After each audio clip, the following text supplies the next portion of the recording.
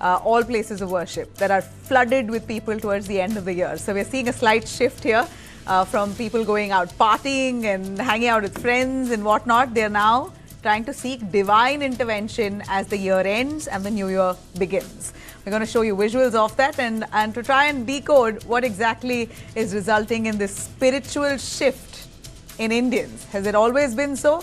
Or are we seeing overwhelmingly more people turning to faith? Now, also on our top story tonight, Andhra Pradesh has decided to allow Ayurveda doctors to perform surgeries. Now, that's resulted in huge debate and concerns as well.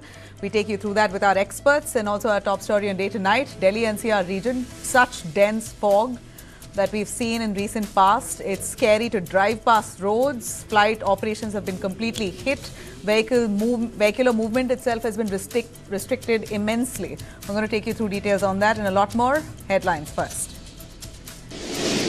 Amit Shah says Mamata government turning Bengal into haven for infiltrators, alleges toll syndicate in welfare schemes, vows to throw out infiltrators, says TMC has surpassed left in politics of fear and violence.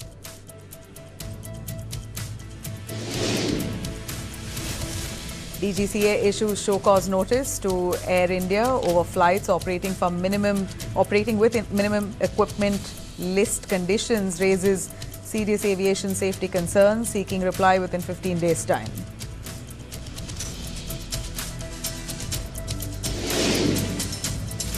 In a major setback for the DMK government, President Draupadi Murmu returns Madras University Amendment Bill, a fresh flashpoint as Tamil Nadu must reconsider a law that's seeking to shift Vice-Chancellor appointment powers from the governor to the state government. Assam police bust Bangladesh-linked terror module, 11 arrested in statewide crackdown. The IMK, a Bangladesh-based offshoot of banned Jamaat-ul Mujahideen, JMB, targeted northeast as security agencies stayed on high alert. Shocking development in Renuka Swamy murder trial as victim's mother turns hostile witness. Prosecution seeks urgent court approval to cross-examine Ratna Prabha after contradictory statements in high-profile case against actor Darshan.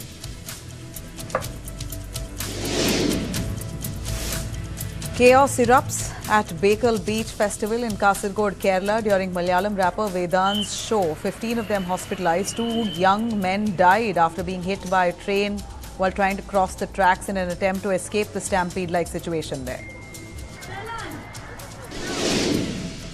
China's Global Times attacks Salman Khan's Battle of Galwan before release. Beijing accuses him of depicting anti-China propaganda and distorting history. The Chinese media outlet accuses India troops of trespassing the Walkie and initiating the 2020 clash. Ukraine rejects Russia claim of attack on Putin residence, says no evidence. No attack takes place. Urges world to avoid responding to unverified claims and accuses Russia of spreading false narratives. Prime Minister Modi expresses concerns while US President Trump expresses anger.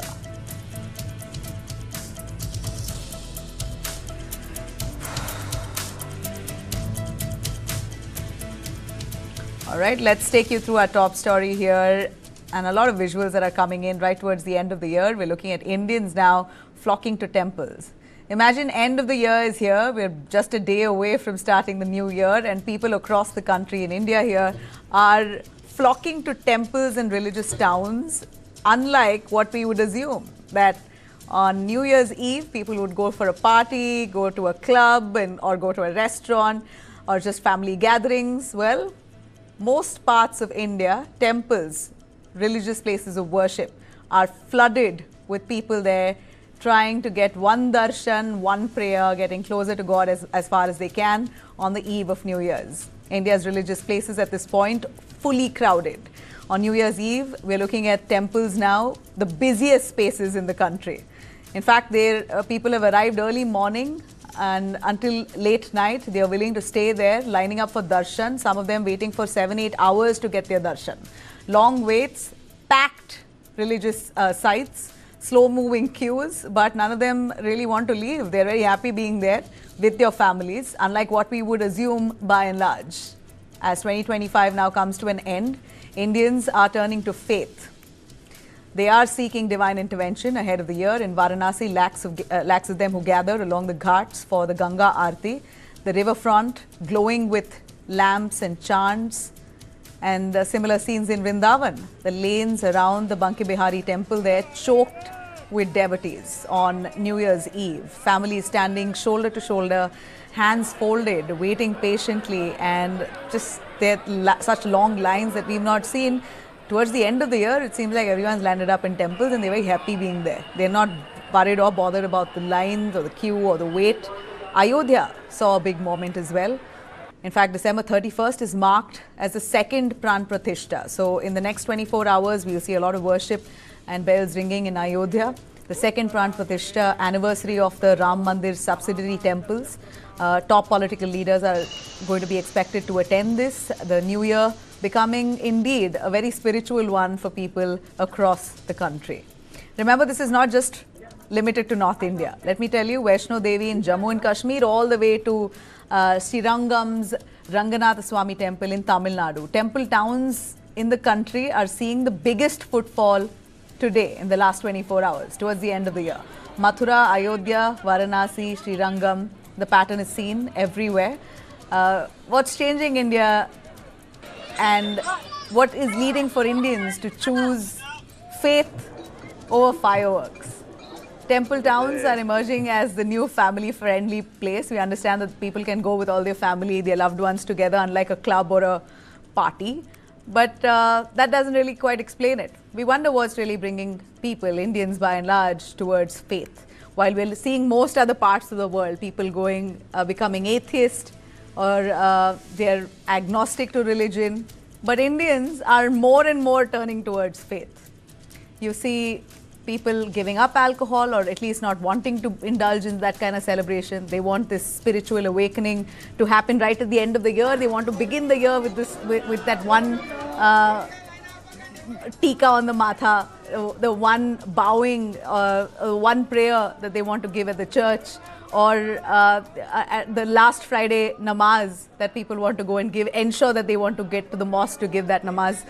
Towards the end of the year, this awakening is happening, spiritual awakening. It's really heartwarming, certainly, and overwhelming for the temple authorities because crowd control is a big question.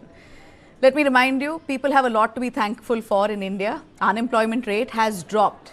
People have finally, it appears, by and large, have managed to find jobs. Of course, youth employment is still a question, but that apart, 4.8% is the unemployment rate, which has dropped from 5.2% just a few months ago. So things are better, it's improved, more jobs, it appears more confidence, more income for families to come together, travel together. But crowd management is certainly something that we may ask questions for because we saw multiple instances in the recent past itself where overcrowded venues, temples have led to stampede. So we're only hoping that doesn't happen. That's been a big challenge for Indian authorities, temple authorities, or just anywhere. Crowd is something that Indians have not been very well with managing. So we're keeping our fingers crossed that this crowd is handled. Because people are going in for divine intervention, they should definitely come out alive.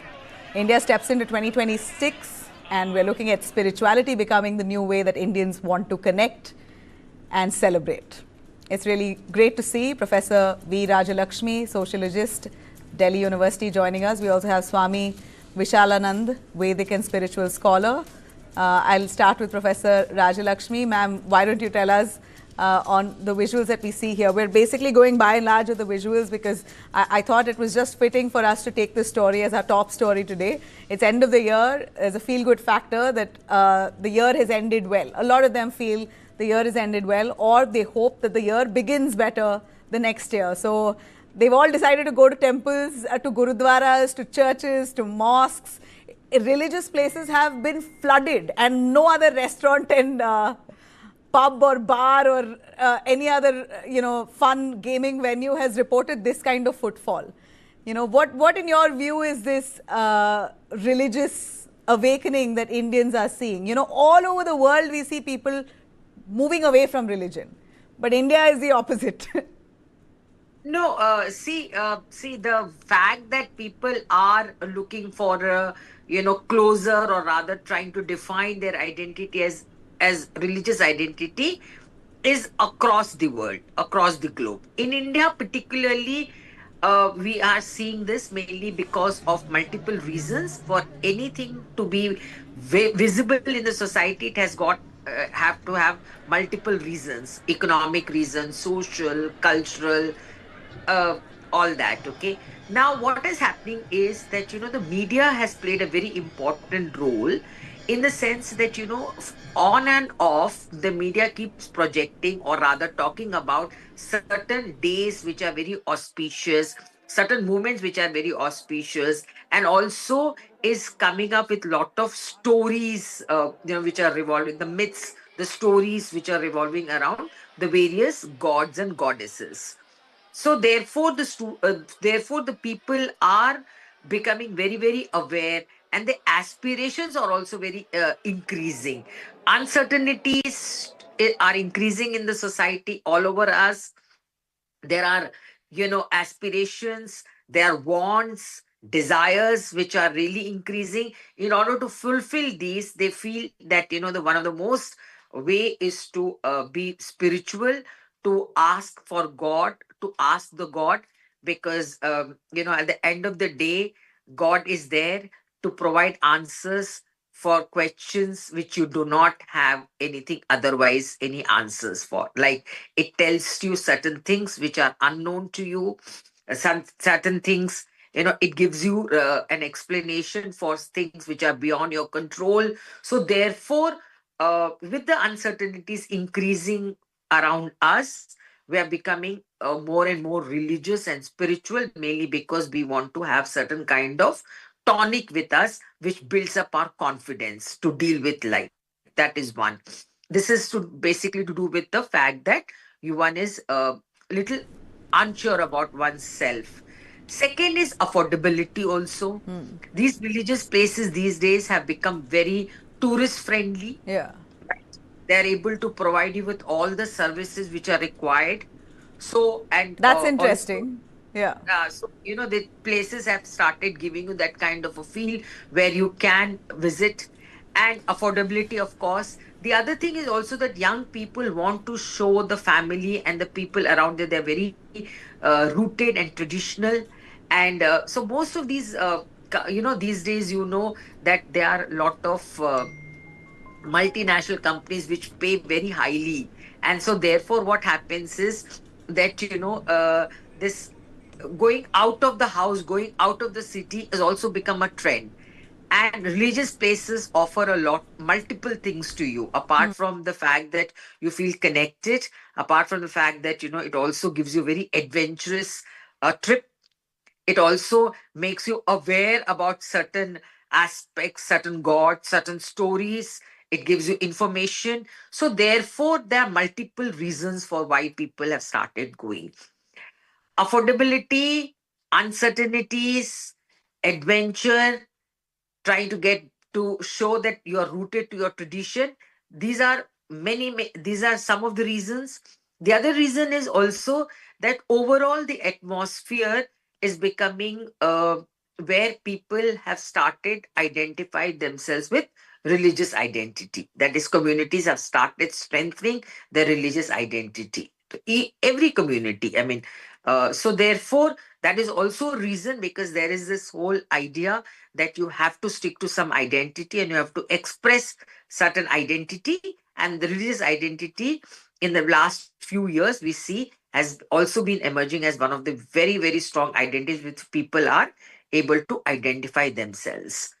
As I said in the beginning, media, of course, has to be really credited for this, because time and again, an information pops up saying that today is a very auspicious day. If you are able to do this, if you are able to have a darshan of a particular I god, or understand from you, Ms. Rajalakshmi, you're saying like that. social media. I mean, I wouldn't say media entirely, or maybe I can't actually shy away from it. We've shown the Pran Pratishta, we've shown the Ayodhya Yes, inauguration, yes. like media never has. We've really, ignited that feeling of spirituality, at least amongst the Hindu It has community in the drawn last people. few years. Yeah, it has drawn So people media is towards definitely part to credit. spirituality. I won't say blame, to credit.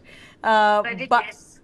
at the same time, social media, you said it so well. And while we are speaking, I'd like to remind our viewers that we are showing you visuals live visuals of various temples that are coming, and they're full, they're packed. The reason to why we're having this is just with an aim to show our viewers the rush at temple towns and at famous temples across the country. Temples, gurudwaras, churches we hear are fully flooded, never seen this kind of footfall before. So, which is why we thought it was important to highlight this. But social media, you said it so well and so right. Social media have influencers saying today is an auspicious day. If you don't go and go to the temple, or don't pray on this very day, then you might not get what you're looking for. Do this today, and then your next year will be good. So people are vulnerable. That's what I begin to believe, that people are so vulnerable that they get swayed so Absolutely. easily. Yes. Because if anybody promises me something that I will get it, if I do something, I'll definitely do it. Okay, Swami Why? Vishalaland could probably give us a little more on the kind of spirituality awakening that we're seeing. It's more than spirituality. I feel people are religious. They're very connected and rooted with their religion. Whatever religion. In India, you have Hindus, the 80% of the population, and the rest of the 20%. All religions are super religious, very rooted. Swami, would you want to tell us a little more about the trend that we're seeing in India, where people are now more flocking to temples and religious spaces instead of actually having New Year celebrations, where they have parties typically with alcohol and big gatherings of friends and family? That has now shifted to people moving to temple towns to pray at the end of the year. In Jai Shri Ram, Nabila. So I have a little different view. If we say that people are moving towards temple towns or religious cities because of the media, but till a few years ago, people were going to Goa or Thailand or other clubs. Was that also because of media? No, it is not because of media. The youth has started questioning themselves. This is the Gen Z. And when we see a trend around the world, what Gen Z is doing, what Gen Z did in some of our neighboring countries, in Bangladesh or Nepal or other countries also across the globe, in not to forget Thailand and Cambodia also. So our Gen Z has started searching for its roots, where they belong to. Religion, they have inherited by birth. But spirituality, they are now searching for it. Recently, there was a report. I don't know which agency was, but which agency's report it was. But it was widely spread in the news about Goa. The tourism has declined sharply in Goa. But at the same time, if you see, tourism has increased spiritual in temple towns like Rishikesh, like Kashi, like what we call Banaras, Ujjain, Tirupati, Ayodhya. Gen Z has started going to temple towns. Earlier, they were going to Manali and Shimla and Goa and such cities, and they used to do clubbings. Now you see there has been a shift in the trend. Instead of going to night parties or clubbing, they have started going to bhajan clubbings. A new trend has started, bhajan jamming or bhajan clubbing. Recently, there was an event in Delhi. Almost 10,000 youth participated in that bhajan clubbing session. In a normal club, you won't see 10,000 youth participating in a single event. But here, for a bhajan clubbing in a stadium in Delhi, it was just a week ago. More than 10,000 youth participated in it. And it was not just in Delhi. In fact, a couple of other countries like the US have had gatherings where bhajan clubbings. Hindus came together for bhajans. Yeah, not only Hindus, people from all walks of faiths, from all faiths, they are participating in bhajan and mantra clubbings. And previously, one of my, because I am also a fitness freak and I am also a marathon runner, now I see that various spiritual temple towns have started organizing runs in their marathons in their cities, like Run for Ram, Run in the Kashi, the Ganga fraternity run, then the Yamuna run. Then so many runs have Save Narmada run. So many runs have started, and people run there in dhotis and kurtas. You won't believe. Instead of wearing shorts and tracks or t-shirts, they are wearing now dhotis and they are running in dhotis. Women are running I in their don't know traditional attire, how and comfortable that is. huh, it is very comfortable, and such fashion trend is also growing. Why?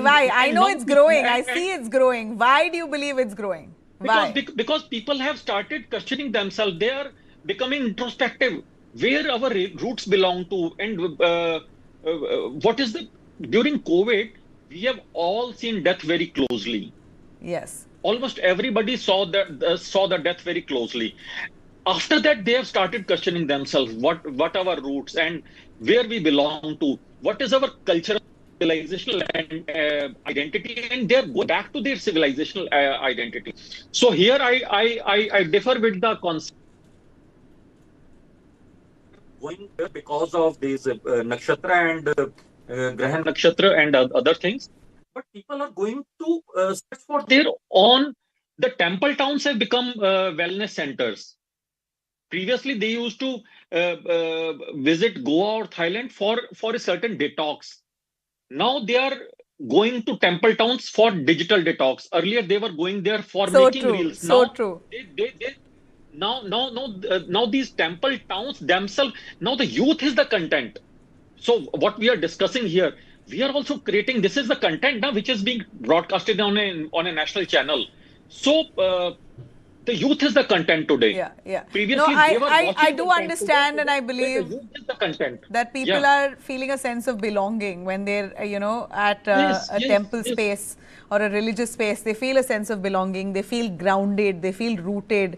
And in the era of social media, as much as, we may say social media is sort of chasing people or influencing people to go to temples, but I feel that people are also realizing it's so chaotic in the social media era. There's so much information being dispensed. You don't know what to, what to absorb, what to let go. In a space where people are praying and people are coming together, there's that sense of belonging. You feel safe. It's a safe space, which urban nightlife spaces don't give you. So it's a refreshing cutaway from the years gone by, where we've seen increasingly my era, all through my generation, my years of partying. New Year's would mean going out and at a club, or just with friends, and with all sorts of alcohol and great food. I'm not saying it's not happening now; it's still happening. But I feel the youth is seeing a little bit of a shift in emotion. They are reaching out to And divine we are intervention to proud feel that all of our that Gen Z is going towards this euphoria. direction, and we are proud of it. Yeah, yeah. The youth, I believe that youngsters and old people, young people, all alike are feeling that sense of happiness and elevated emotions at a temple space, at a religious space, and they choose to move away from nightclubs. So it's very refreshing to see that. Ms. Rajalakshmi, a final word from you on temple tourism. You said it so well. That's another reason to why we're seeing temple towns now packed and flooded with people, because now temples, religious places are also offering great hotels in the vicinity, great food around, local indigenous people that you see all dressed in that attire. So it's, in a way, you're traveling to also absorb the culture and that ethnicity of the area. So it's like it's a wholesome tour. If you're visiting a religious site, it's a full holiday. It's a full holiday because it gives you a cultural understanding. It gives you a comfort. It gives you a knowledge. It gives you a certain kind of a relief from the routine life. Multiple things, and earlier religious places were people could not afford. It used to be a, for very few people who could afford it. Now it has become very affordable. As I said that, right from a free living to a very expensive hotel. So that is also there. And I do totally agree that, these days the youngsters are moving towards spirituality, mainly because the life has become very uncertain. Today they are in a very top position. Tomorrow suddenly something happens, they are out of their jobs. Okay. The kind of incidents, natural calamities which are happening around us, that also is increasing uncertainties, insecurities. So religion provides us with that kind of a comfort where you feel that you are dependent on unknown. So that spirituality is of course increasing, no doubt about that. But it's also, as I said it in the beginning, cultural awareness, understanding of one's own culture, plus affordability, plus an adventure. All these things are also adding up. And I will again say the same thing is that media is also playing a very, very important role. Right. Because most of the time, both social media and also it's like that, I say went to Tirupati, for example. I say that I went to Tirupati and I experienced this thing, and then the other also would like to experience. I'm not undermining the increase of spirituality or the need to know your roots, of course, is there. But besides all that, economic factor is also playing a very, very important And role. That's what it's I feel. definitely a combination of Of both your social uncertainties, and wanting economic, yeah. some divine intervention, holding on to hope. Absolutely. Also, religion gives you hope, right? That things Hope, will be better absolutely. tomorrow. Hope it's like You a know, you tonic do a of puja and you'd feel better. That things will turn out the way you want to if you do a certain way, a certain thing a yes. certain way. So, well, whatever said, we're happy with this change, and it's lovely to see, because at least that's bringing a level of bonding with the family, which I think Indians were sort of losing connect, or people all over the world, in Exactly. fact. Exactly. So that family bonding is now visible, and it's pleasant to see, and we're thoroughly welcoming it. Thanks very much, the both of you. I wish you Thank you. a very happy new year. All right, a short break. We'll be right back on Ayurveda doctors being allowed to conduct surgeries. Yeah, that's exactly what Andhra Pradesh government has decided, sparking a debate. Stay with us for more on that.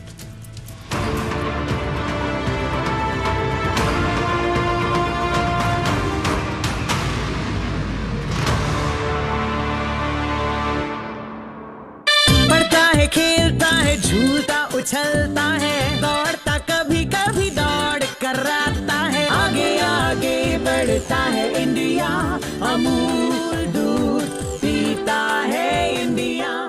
2026, take notes. Manifesting. For my little Miss Sunshine, tickles and giggles. Also want to be a biker chick this time. And year 2026, only love for my people and myself. To manifest my best life, nature's cosmic energy. Now mine, natural diamond intention pendants. बहुत टाइड हो गई. Take a date, not bites. No added sugar, preservative के बिना dates, बादाम, पिस्ता, काजू और शहद से तैयार किया गया Lion dates nut bites. Lion date, not bites.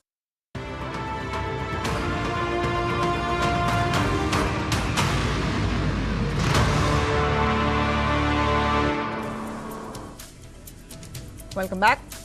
Well, a decision by the Andhra Pradesh government on allowing people who are Ayurveda doctors basically to conduct surgeries has raised a lot of eyebrows. Andhra Pradesh government has sparked a big national debate on surgery and safety and who's really qualified to hold the scalpel. The state has now approved a policy allowing postgraduate Ayurvedic doctors to independently perform certain surgical procedures.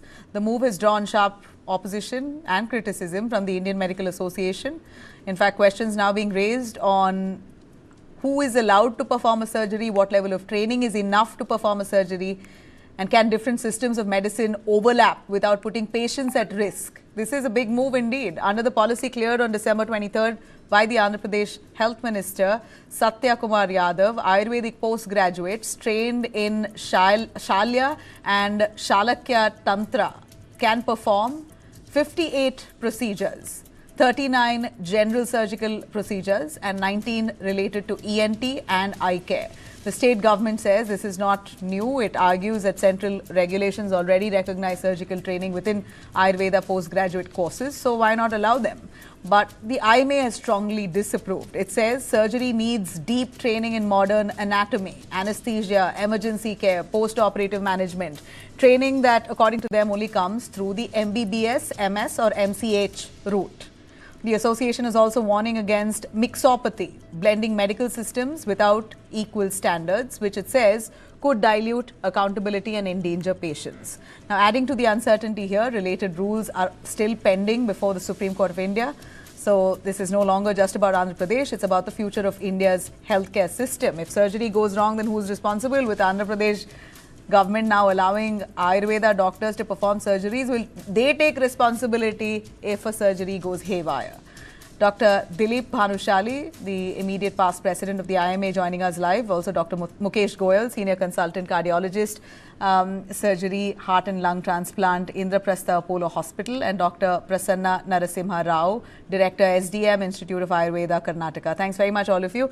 Let me bring in first Dr. Prasanna Narasimha, as you're well versed with Ayurveda. Sir, do you believe that Ayurvedic doctors can perform surgeries?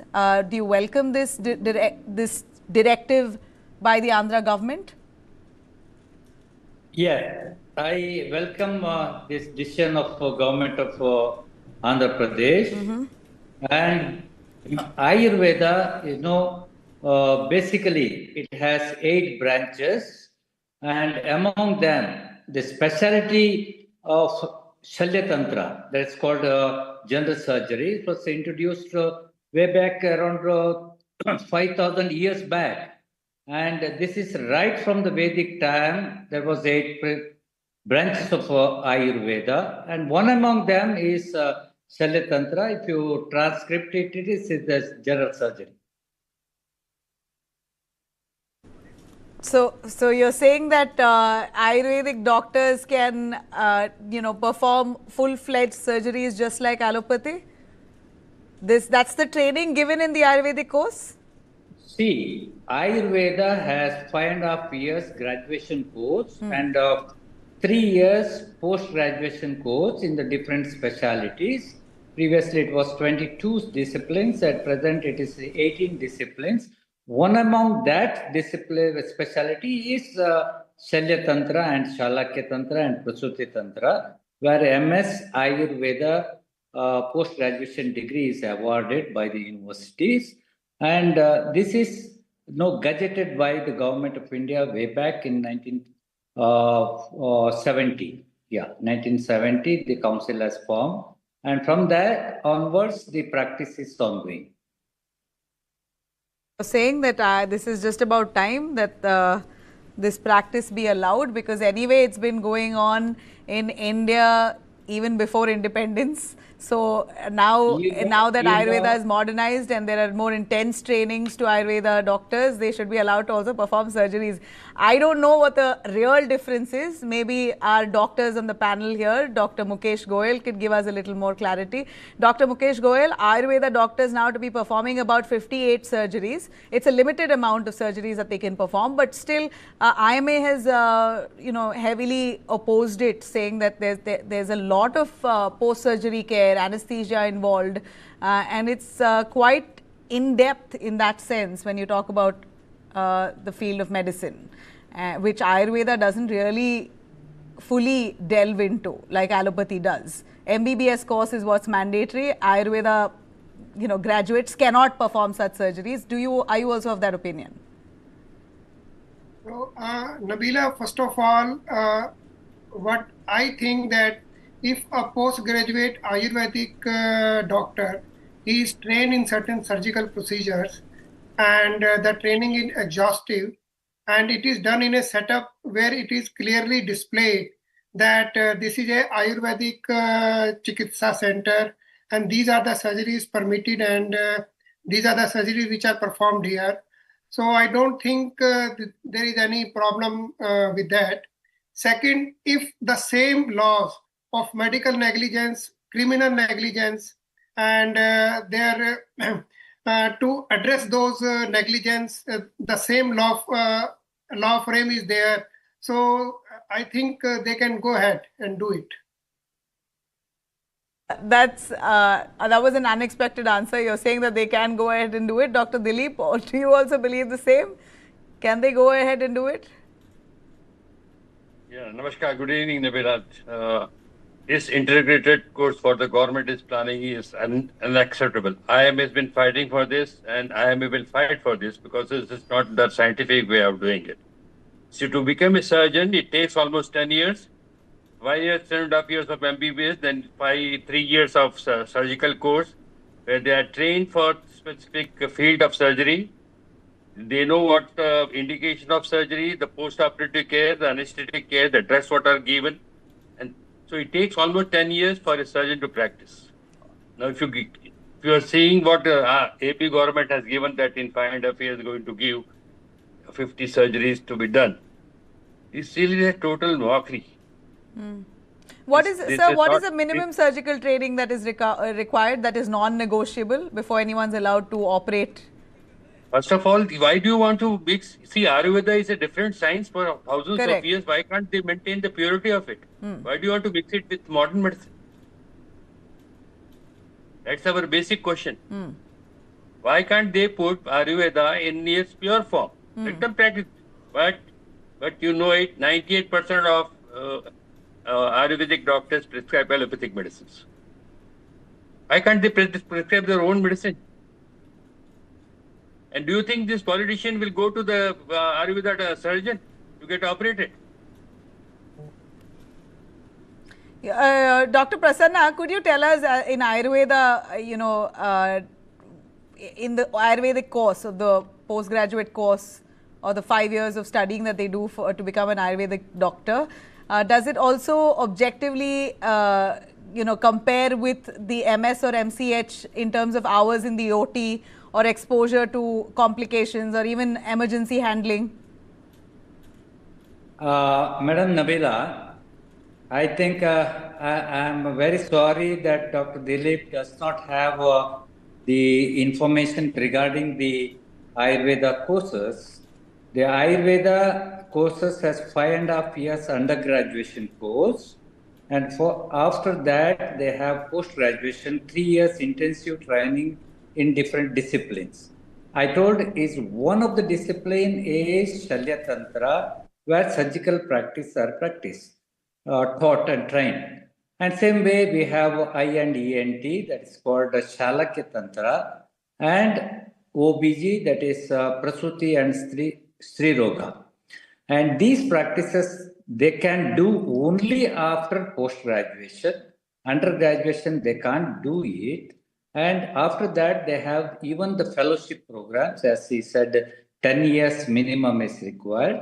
I feel even in modern medicine, it is after 8.5 years, means 5.5 years degree course and 3 years post-graduation course. I have been trained in Banaras Hindu University. After 5.5 years course, by the national entrance test, I have been selected for post-graduation. I stood 3rd place in the national test.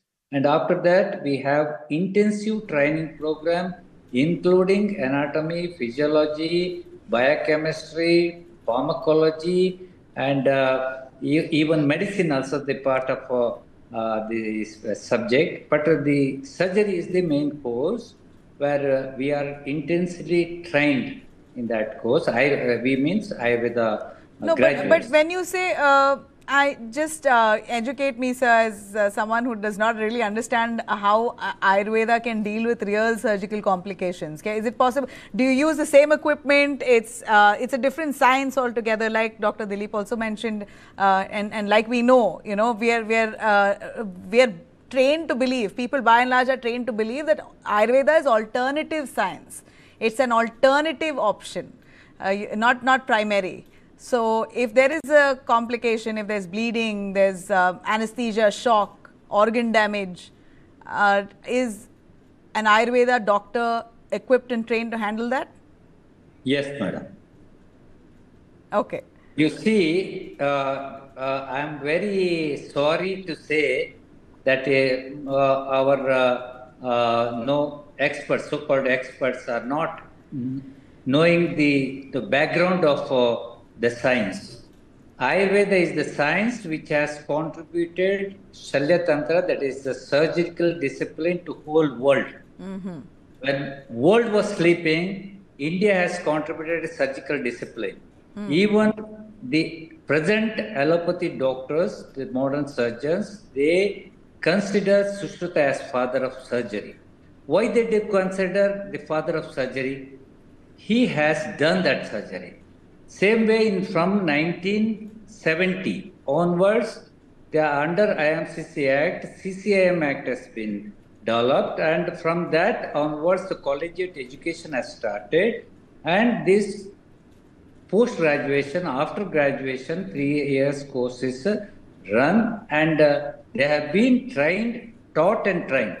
For your information, WHO has published the benchmark of practice, and in the benchmark of practice of Ayurveda, even allopathy doctors are trained for Ayurveda medicine for 2,500 hours training.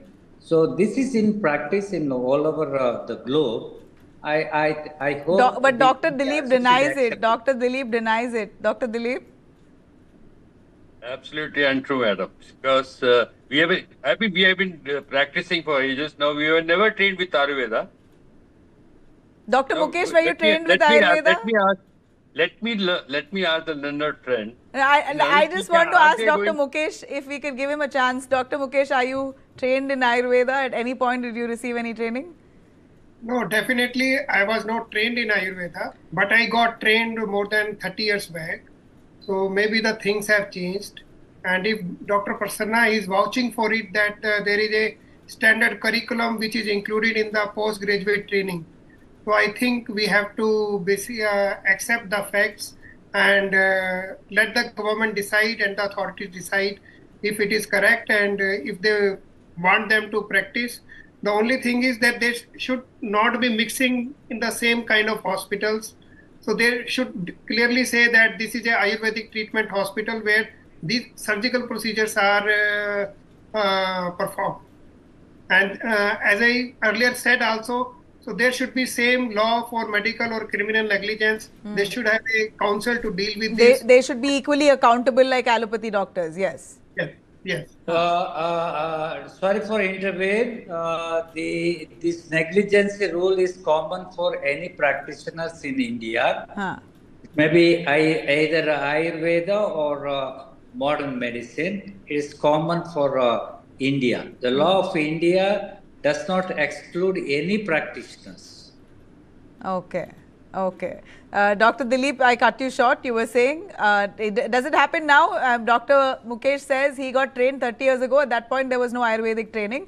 Yeah, maybe today things have changed. Right now, there is no medical college, modern medicine college where they teach Ayurveda. Okay. Right? It's a separate science. I think doctor is not aware of the recent curriculum, competency-based dynamic curriculum implemented by the first time in the NHRC. That's what I'm saying, sir. Government is trying to integrate these two things, which we are opposing. It's not integrating. It is an option for a MBBS graduate to undergo the internship training in Ayurveda. Not MBBS. What you are saying is not MBBS doctor, sir. You are training about Ayurvedic doctors who are going to be trained in surgical medicine. Not medicine. No. Ayurveda has a training program of 3 years after graduation course of 5.5 years. It is equal to modern medicine in the term of the curriculum. First time in India, National Commission of Indian Medicine has introduced competence-based dynamic curriculum. And you go back the date, the National Council of the Medicine has introduced later. That you see the dates. That's all I have time for. And from what I gather here, the Ayurveda practice teaches Ayurvedic doctors to perform surgeries, and Dr. Prasanna is vouching for it. He's confident about it, that we've come a long way. India is home to Ayurveda, and it's endorsed all over the world, but it does not mix with allopathy whatsoever. And that's what Dr. Dilip also stresses, that it shouldn't be mixed. And I suppose even Dr. Mukesh agrees that there shouldn't be a mix. There should be clear demarcation that this is Ayurvedic treatment that one is receiving, and the doctors are equally responsible as an allopathy doctor when performing surgeries. They all fall under the same guidelines. So as a patient, if I'm aware what I'm getting into, I think that's what matters at the end of it. But Dr. Dilip, all the best for your fight. If you're fighting for Ayurvedic doctors not to be performing surgeries, we'll see how far that goes. Madam, we are not against Ayurveda. No, I understand. Yeah. Clear. But let it be in its pure form. I think Dilip, Dr. Dilip, you should feel proud that India has contributed Indian system of medicine. Among that, one of the specialties is surgical discipline. Why are you saying this? We are not objecting to that. We respect that. But keep it in your pure form. Why do you want to enter modern medicine? No. I totally agree Ayurveda. with you, Dr. Dilip, that the medicine which has to be used is only Ayurveda medicine. Right. You are going to anesthesia. Are you doing Ayurvedic medicine for anesthesia? See, anesthesia is developed form of Ayurveda. You go just back answer to my history. question. Answer my question. Are you going to give Ayurvedic medicine for anesthesia? Surgeon is not going to give anesthesia. Anesthetist will be going to give anesthesia. How are you going to operate? The anesthetist will give the anesthesia. You don't have Qualified answers. anesthetist will give the anesthesia. Definitely you don't have answers. So, if you are You mixing can't say that you cannot modern use medicine, gastroscopy or endoscopy. In that case, I should say that you cannot use the scopy because the scopy was first introduced by Ayurveda from India. Go back to history. To know. That's interesting to know. Well, I think both Any qualified surgeon can use take the help of anesthetist for the anesthetic purpose. Okay, so we see a lot of it overlapping, and that's why I knew it would be an interesting discussion to have. But I really appreciate Dr. Prasanna, Dr. Dilip, and Dr. Mukesh for joining us. There's still a lot of questions, but hopefully in the days going forward, we'll have a clear demarcation, and this debate would be settled once and for all. But we are certainly, Dr. Prasanna, proud of Ayurveda and how far India has taken it. Thank you. A quick break. We'll be right back with all the top stories. Stay with us.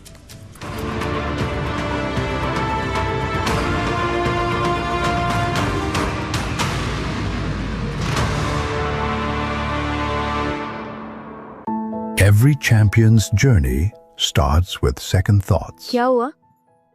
Till they see it's possible and there is someone who truly believes in them. एक दिन बहुत बड़ा आदमी बनना है ना? Orchids, the international school, raising 85,000 champions across India. पढ़ता है, खेलता है, झूलता उछलता है, दौड़ता कभी कभी दौड़ कराता है, आगे आगे बढ़ता है इंडिया, अमूल दूध पीता है India. A resurgent India is racing towards the Viksit Bharat goal, braving global economic headwinds.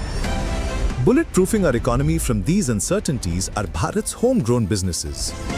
Powered by tech-led innovation, Indian entrepreneurs are truly scaling up, riding the next wave of disruption with AI and cloud to break into the big global league. TV9 Network in association with SAP presents Visionaries of Viksit Bharat, a series celebrating inspirational business leaders shaping tomorrow. Watch them take an iconic leap at Visionaries of Viksit Bharat conclaves. Exclusively on News 9.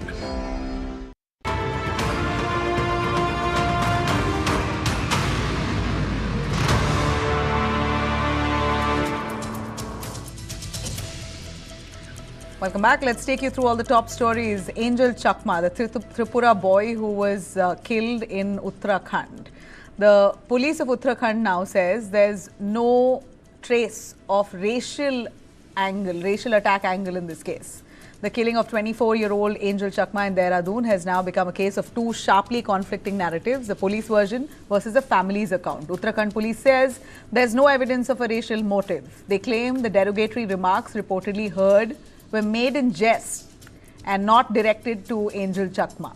According to police, the violence broke out near a liquor shop where an argument broke out between two groups. One of the accused, Suraj from Manipur, was allegedly celebrating his son's birthday. Police say that Anjel and his brother Michael also bought liquor from the same store, and that's when some conversation argument broke out and it spiraled out of control. But Angel's brother tells a very different story.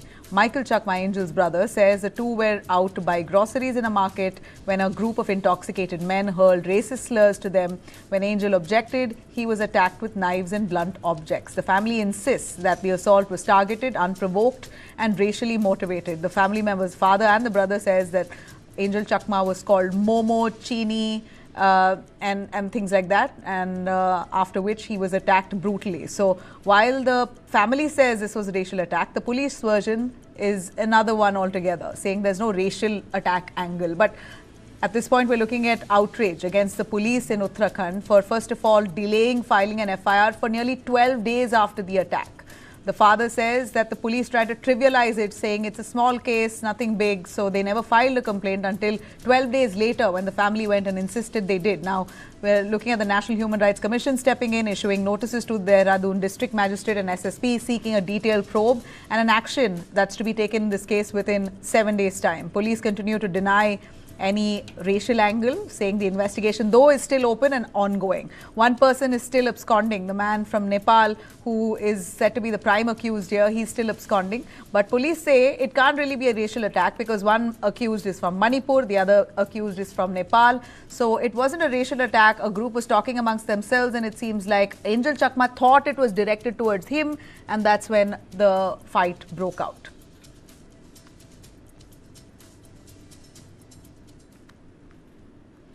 Now, fog in Delhi NCR region, possibly the worst that I've seen personally. Post 10 p.m, Delhi NCR is looking less like a city and more like a blind spot. Hazy and dark, visibility completely dropping in parts of Delhi NCR post 10 p.m. It's really frightening. Driving on these streets tonight is genuinely scary. In fact, the last few days has been scary. The region is battling a triple hit: biting cold, dense fog and toxic air. Cold wave intensified by the western disturbance has pushed night temperatures sharply down, while fog has reduced visibility to nearly zero in several parts of Delhi NCR, barely 100 meters even into Tuesday morning. The Met Department has issued a yellow alert for dense fog until Jan 1st. Light drizzle is expected on New Year's Day, like to make the cold even harsher. It might even get colder on New Year's Day. The danger is, of course, already playing out on the roads. On the Delhi-Sonipat stretch, multiple vehicles crashed into each other in thick fog, leaving several people injured. And then air travel, that's taken a big hit. At Indira Gandhi International Airport in Delhi, 118 flights were cancelled and 16 flights diverted, including passenger, cargo and charter flights, and over 130 flights delayed. Average delays touched nearly half an hour, with some flights rerouted to Jaipur due to low visibility. Airport authorities say operations have stabilized, but not Cat 3 compliant flights may still face trouble. On the ground, air quality remains alarming. Delhi's AQI stands at 384. Several areas are crossing the severe mark of 400. Dense fog has also delayed more than 50 trains. For now, the city remains wrapped in smog, and commuters really facing the brunt on road, air, rail, everywhere. A shocking story coming in from Uttar Pradesh. Brazen show of street power that's shaken Ghaziabad. Activists of the Hindu Raksha Dal openly displayed and distributed deadly weapons in public. These swords were distributed to people. Stalls were set up in the open. Swords, axes and spears were handed out to people. Activists went door to door, urging people to arm themselves and use these weapons against those they call jihadis and mullahs. They cited recent killings of Hindus in Bangladesh, claiming similar threats existed within India, fear-mongering clearly. The event was organized under the leadership of the group's national president, Pinky Chaudhary, who was not present at the spot. He later claimed around 250 swords were distributed to Hindu families there. Said that the group would continue to do so, demanding government-issued weapons licenses for self-defense. The organization has also spoke of future weapon training as well for people. Police from 3 stations rushed in after receiving information. Several activists have fled. A large number of swords were seized. An FIR has been filed against 16 people. 16 named, 25-30 unnamed. Pinky Chaudhary is named as an accused and is absconding. 10 arrests have been made so far, with investigations ongoing. But this is shocking, condemnable and clear fear-mongering that's being unleashed. A chilling case of prolonged abuse that surfaced from Mahoba, Uttar Pradesh. 70-year-old Om Prakash Singh Rathore, a retired railway employee, and his mentally challenged daughter Rashmi were held captive by their house help for 5 years. In fact, this house help was hired to help them, but eventually turned to be a person so evil that she locked them up for 5 whole years just because she was miserable that she was poor. Om Prakash's wife, in fact, passed away in 2016. The domestic help took over. He hired her to help them, but the domestic help, Ram Prakash Kushwaha and Ram Devi, she and her husband, both who were employed as caretakers to the family, went on to unleash such cruelty. The father and the daughter were pushed into lower rooms of their own house, and food, medical care, basic dignity were completely stripped off them. The couple, allegedly the house help couple, her husband and her, took over the rest of the house and kept relatives away from the family, telling them that Om Prakash and Rashmi did not wish to meet anyone, that they were upset and just wanted to keep themselves isolated. And the house help literally took them captive. Relatives finally managed to reach the house on one day, and they found something very horrifying. Om Prakash was dead. His body was severely emaciated. Rashmi was discovered locked in a dark room. She was frail, starved, and in a condition so extreme that family members say that the 26-year-old looks decade older. Relatives allege that the motive was to grab the house and bank assets of the father-daughter.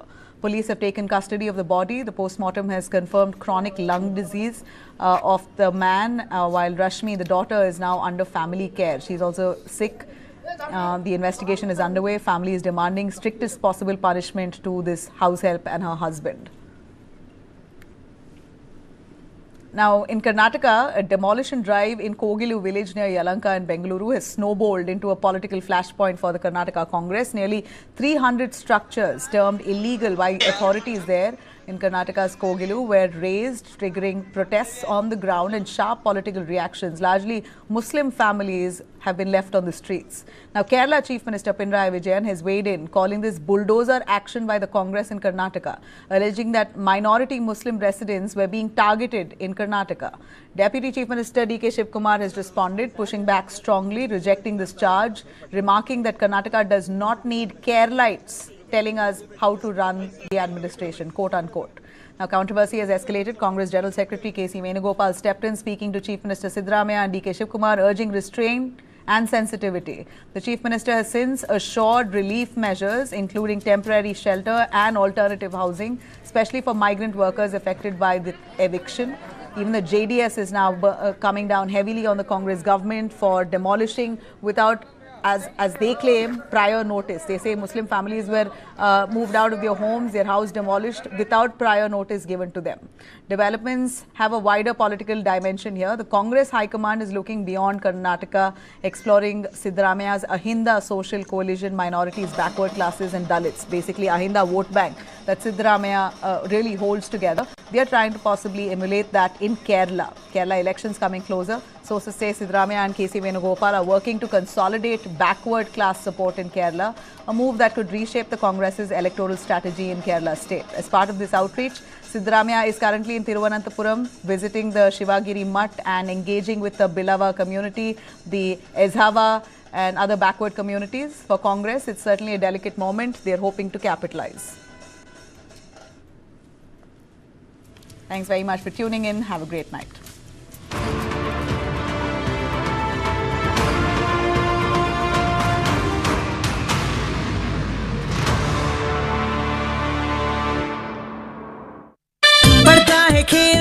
झूलता उछलता है, दौड़ता कभी कभी दौड़ कराता है, आगे आगे बढ़ता है इंडिया, अमूल दूध पीता है इंडिया। सन डायरेक्ट लेकर आया है एक जबरदस्त नया टीवी पैक। यहाँ असली 2 साल का निवेश, 100+ चैनल्स, HD क्वालिटी बॉक्स और रिचार्ज की टेंशन 2 साल के लिए खत्म। तो अभी लगवाइए सन डायरेक्ट, यहाँ खर्चा नहीं, 2 साल का असली निवेश। सन डायरेक्ट सब्सक्रिप्शन पाने के लिए अपने नजदीकी रिटेलर से जल्द ही